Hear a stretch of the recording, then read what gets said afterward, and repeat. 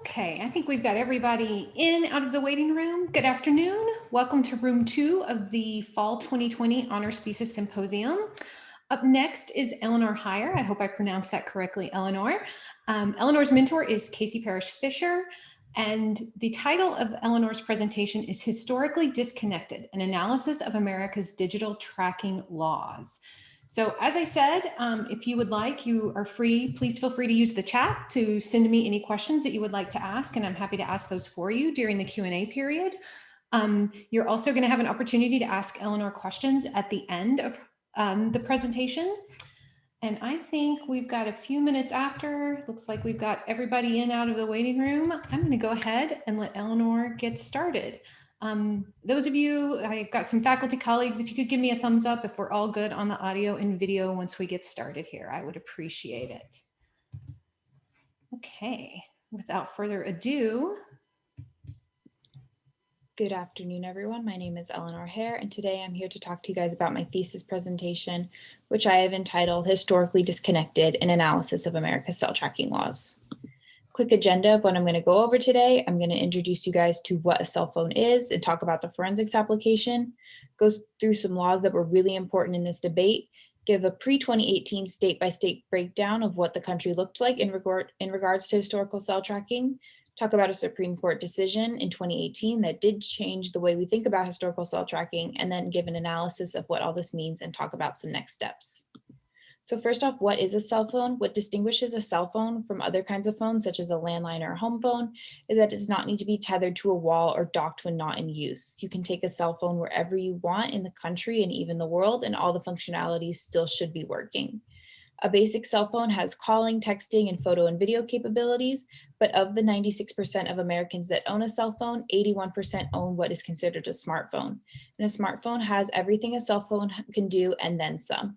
This includes Wi-Fi, LTE data connection, Bluetooth, photo and video that are comparable to DSLR cameras, facial recognition, voice recognition, and the ability to download apps and games. Anything you can do on a smartphone, anything you can think of, you can probably do on a smartphone.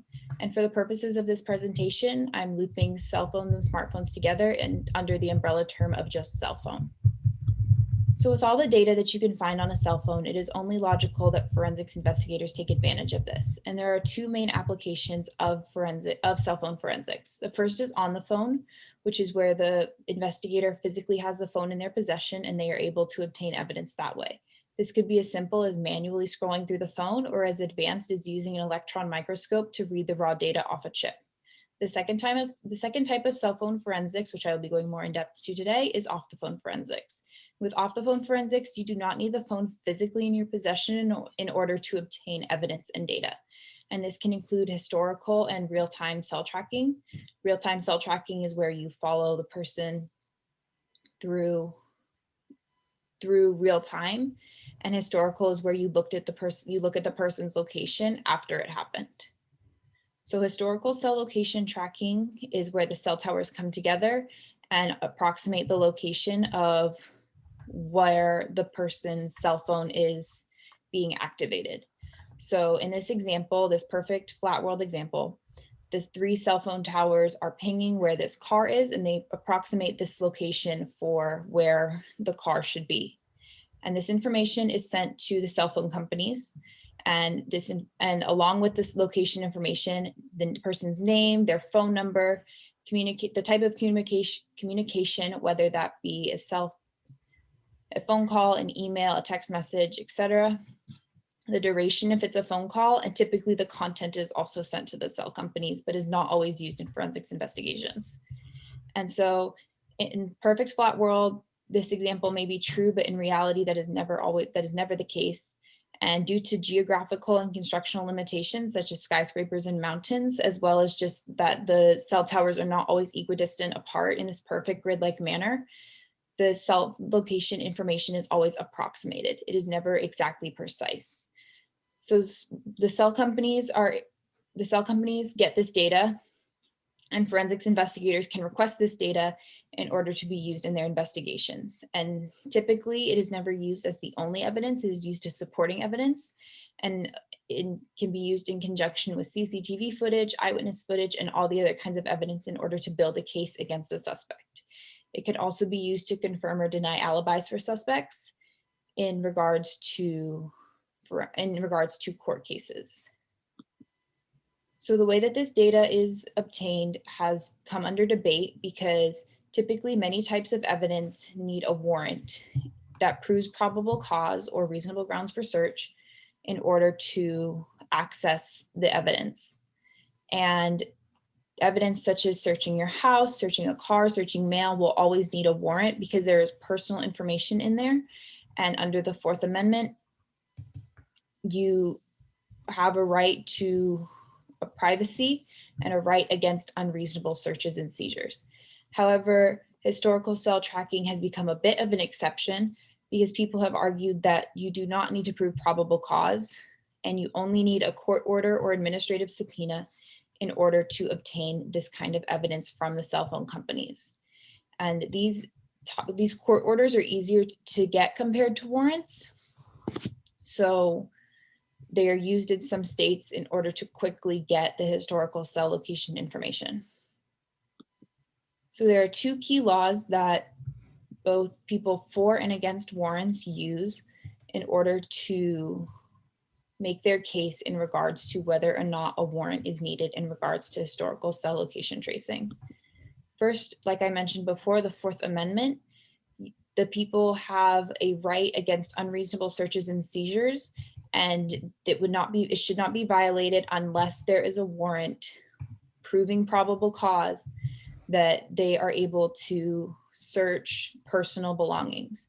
People that are for warrants in this debate use this law to say that cell phone location information is very personal and is considered under the Fourth Amendment the type of evidence that needs a warrant because we have a reasonable expectation of privacy for our own personal belongings.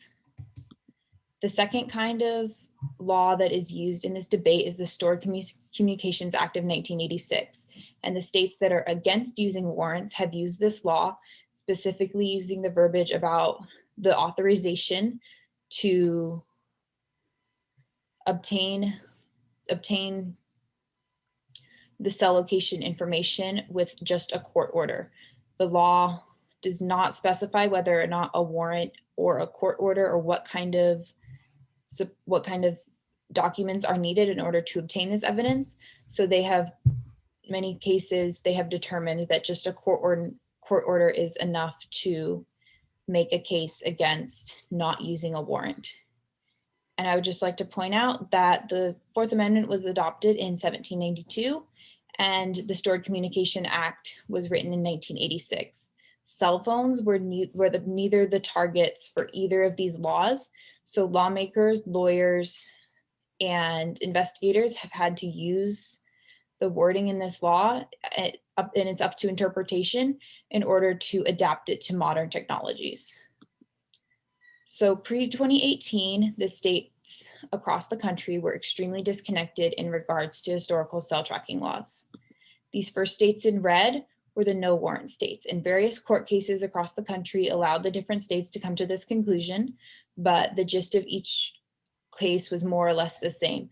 Their main argument was that historical cell location information is more like a business record and less of a personal record that was given to a third party voluntarily, like a transaction, and therefore should be treated as such. In that case, there was no warrant needed because there is no personal effects being searched, and therefore the Fourth Amendment was not violated. The states in green have determined that you do need a warrant or else the Fourth Amendment is violated, and each state has their own law when it comes to historical cell tracking. And each law is more or less the same, where you do need a warrant and the points need to be concise and only relevant to the case. Some states need to inform the suspect after the search is complete that their historical cell location information was requested and accessed. However, there are exceptions for this, which are considered adverse results, where there could be immediate injury or death, destruction of evidence, possible witness intimidation, flight from prosecution, or any other actions that could have an effect on the case. So in these instances, they do not need to inform the suspect that their data was accessed. These states are in the middle, where there are conflicting processes for different types of data needed, whether that be a difference between historical or real-time tracking, or a difference between what kind of data is being accessed from the historical cell location information, and whether that, or it could be just the type of warrant needed and what needs to be proven in order to get the warrant for historical cell location information. So these states are all have very conflicting processes, and there's different methods for each type of data that investigators need. Finally, these states are unprotected. There was no stance leaving the user's data in limbo about what could go on in regards to their historical cell location information and in regards to their cell data. So in Nevada, California, Colorado, and Washington, if the same exact crime happened in the same exact way, and investigators wanted to use the same exact kind of historical cell location information, there are 4 different processes, and this could have 4 different case outcomes. So there was no consistency across the country in regards to historical cell location information until 2018, when a case was brought to the Supreme Court. US versus Carpenter was brought to the Supreme Court in 2018, and the facts of the case were that they argued that the Fourth Amendment was violated. There was 127 days worth of data that were obtained via a court order, which led to over 12,000 points of data. And this did not just include the data that was relevant to the case, it included everything outside the case as well in Carpenter's life, including where he slept, where he ate, where he socialized with friends. So they argued that there was a reasonable expectation of privacy that Carpenter had that by obtaining these data points was violated. And it was a close rule, but a 5-4 victory, determining that the Fourth Amendment was violated. And what the outcome was is that a warrant is mandatory only for historical cell location information. They did not loop real time into this determination. And the 4 judges that were part of the dissenting opinion had the same arguments as the no warrant states had in the past, where historical cell records are business records and therefore should be treated as such, where no warrant would be necessary. So the Supreme Court case was made, everything is done, time to pack it up and put it all away, right? And unfortunately, that is not the case. The law, first off, the law is not always caught up to the science. It took from 2007, where the first modern cell phone was brought into the market, until 2018 for the Supreme Court to make a decision on historical cell tracking. And this gap of time has led to a severe disconnect where each state was up to their own devices in regards to making a decision on historical cell tracking. And therefore, what could happen in one state and what could happen in another were 2 very different things, although the same process could have been needed. And so also the Supreme Court decision only applies to historical cell tracking, not to real-time tracking. And once again, not every state has made the same determination on real-time tracking. Some states haven't made a determination at all on how investigators should be able to obtain the data that way. So there's still a disconnect there in regards to what the law should be. And finally, there's a disconnect between laws and the citizens. Even though people aren't always committing crimes, it's important to be an informed cell phone user when it comes to who has access to your data and where your data goes and where your data could go. Only 63% of Americans are knowledgeable in the data privacy laws of this country, and that number needs to go up because cell phones are part of our everyday lives. Whether we're using it for school, for work, for personal use, we use the digital interface almost on a daily basis, almost on an hourly basis at some points. So it is important to understand your cell phone laws and what your rights are when it comes to cell phone use. So I want to thank you guys for joining me on my presentation. I also would like to thank my advisor, Dr. Parrish Fisher.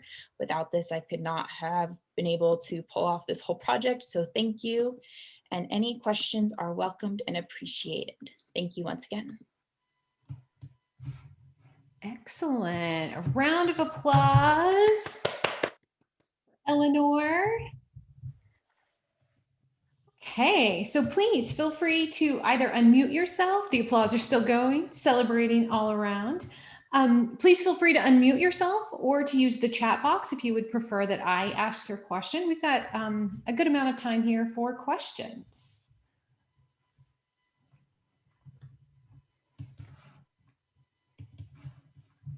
Anybody want to get us started?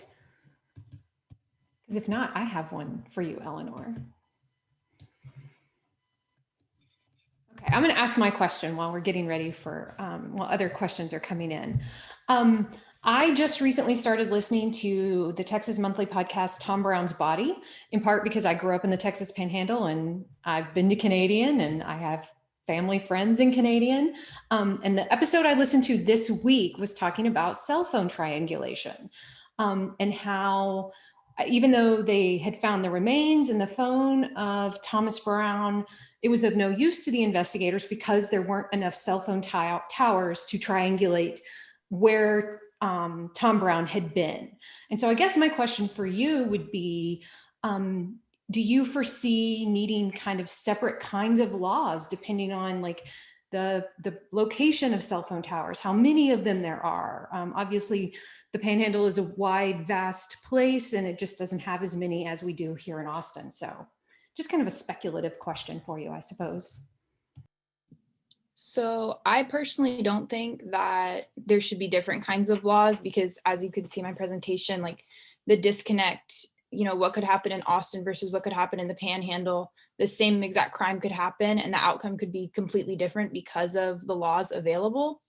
I think that expanding technology and with like the 5G expansion that's going on in telecommunications today, it's important to get more cell towers out there just for the use of cell phones and general personal use, but then also being able to allow investigators to take advantage of the extended capabilities with 5G and allow them to be able to triangulate a little bit more precisely with more cell towers available. Great, thank you. Eleanor, I have a question. I came in like 2 slides in, so if you actually covered this in terms of the scope and sequence of your work, feel free to kind of shut me down right away. But also, did you do any research about laws about whether or not when you get a cell phone, whether or not how to unlock it and whether or not they can kind of subpoena companies? A couple of years ago, when there was a kind of a mass shooting, Apple refused to open the phone up. Is that connected to what you're talking about, or is this a separate body of law, kind of subpoenaing a phone and requiring companies to open up a phone or unlock a phone so they can get information? So in my pre-research, I did look at that case and look at some of that stuff, but I specifically focused on historical cell tracking because once you open it up to that, you just open up this whole rabbit hole of what mobile forensics has, and it would be a 2-hour-long presentation and not even be able to cover all of it. But with the historical cell tracking, everything has already happened. So in order to get the data, now you do need a warrant. So before there were some instances where you did not need the warrant proving probable cause, which I think, if I remember correctly, is where some of the gray area came into with that case with Apple and the shooting. So that could be a whole nother thesis topic on its own. Mobile forensics is one of the biggest challenges in forensics just because it's an ever-changing field. Thank you. Other questions? Please, again, feel free to unmute yourself, or I encourage you to also use the chat. I'm happy to read for you. Eleanor, I had a question. Early on in your presentation, you mentioned that location tracking was not precise. I have always had the impression that the cell companies are collecting the coordinate data and they know exactly where you are all the time. So can you expand on that a little bit? Yeah, so the data is pretty precise, but it is not so perfectly accurate in many cases. And in court, you don't want to say that it's perfectly accurate and they were right then and there, because if for whatever reason they weren't, your case could get thrown out and your evidence could be dismissed because you were wrong. So in forensics, they're never going to say this person was exactly at this point on this street corner, they're going to say they're in that general vicinity. And you also have to take into account the cell towers. It's not perfect. And so you take into account whether or not there was like a skyscraper in the way that may not completely give a perfect signal to from the cell phone to the tower to the company.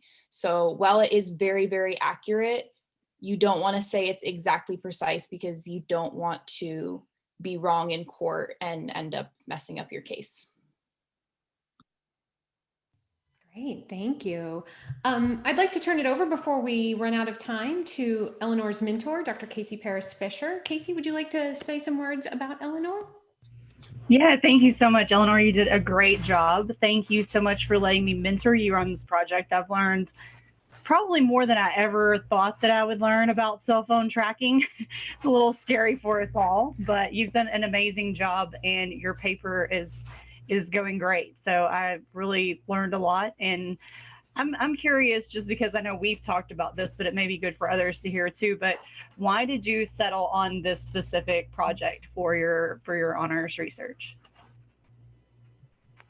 So I'm extremely interested in digital forensics. I am a child of the digital revolution. I grew up with technology all around me. I use it for school. I've used it since elementary school.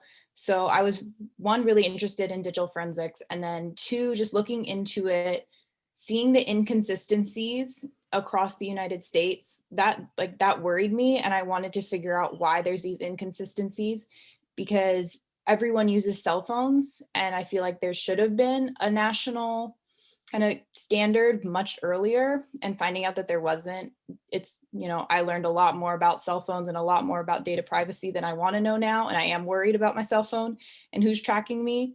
But I think having the knowledge, it's also part of just that being an informed cell phone user. I use my cell phone every day. Why not learn a little bit more about it and what its capabilities are?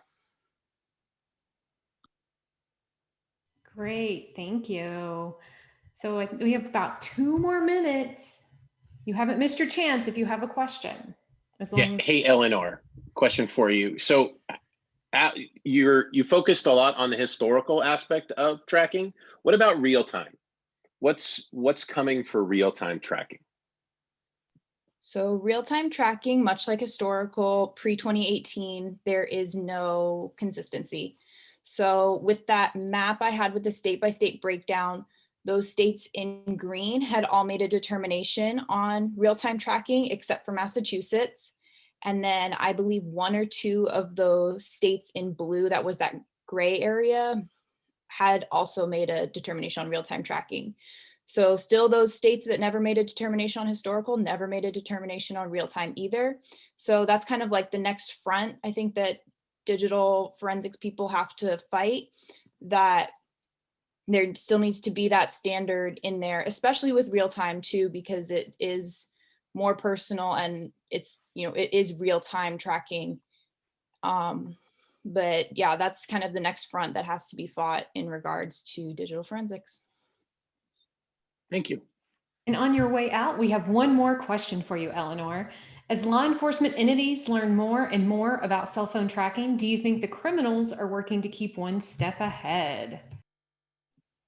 I think not only are they, it's not that they're working to keep one step ahead, it's that they are one step ahead because the laws have not caught up to them. So they accidentally are one step ahead, unfortunately. And that's where the laws and the science need to communicate more and be more in touch with each other and in line, and to keep criminals from taking advantage of not having laws that would apply to what they're doing. And this is a big problem across forensics as a whole, not just in digital forensics. You're getting a lot of love for that answer, Eleanor. So a round of applause for Eleanor and her work. Thank you so much for sharing your time and your knowledge with us today. Thank you again for being present. If you'd like to stick around, we'll have another presentation at 2:30. If you'd like to jump to another Zoom room, we totally understand. We'll